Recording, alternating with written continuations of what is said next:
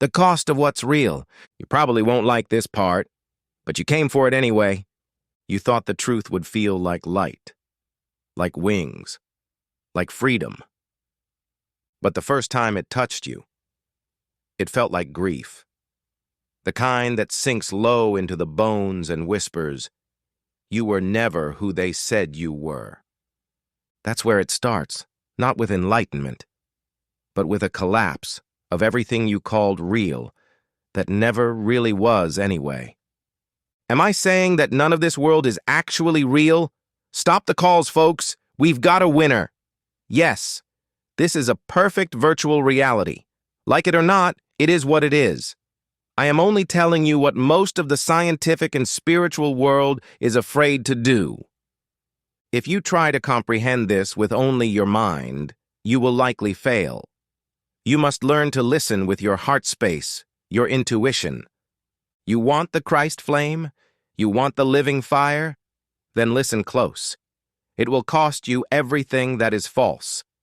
Not just the mask, not just the cage, but the hand that built it, and the self who swore it was sacred. Your favorite doctrines? Ashes. Your healed identity. A mirage. Your grand spiritual journey.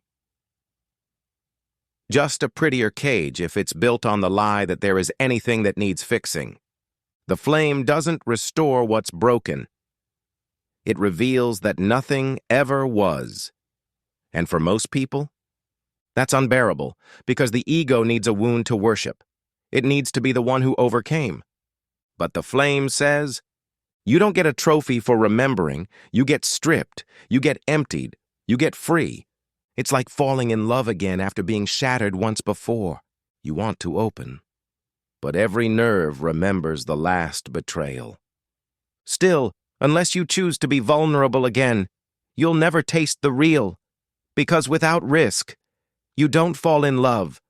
You fall into control.